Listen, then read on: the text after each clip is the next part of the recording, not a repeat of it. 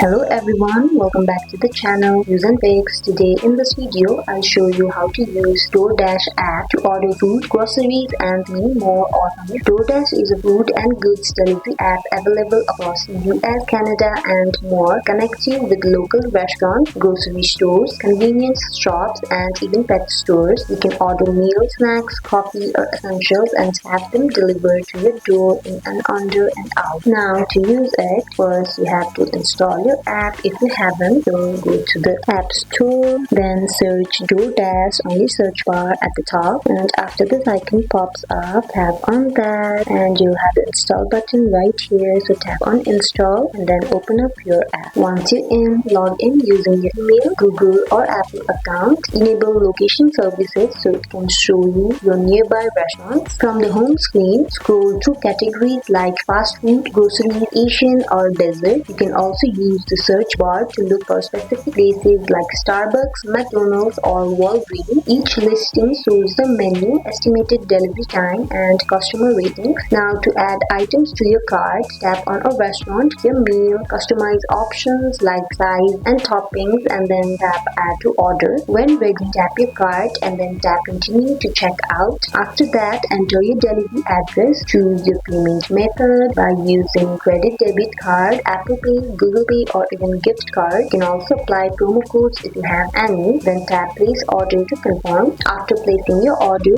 you'll see a live map showing your Dasher's location. You'll get updates like restaurant confirming your order, Dasher picking it up, estimated arrival time, and you'll also get a notification when it arrives. And that is how you can use the Doordash app, from browsing restaurants to tracking your delivery in real time. I hope you guys found this video helpful. Like if it did and comment down if you have any questions. Thank you for watching. Bye.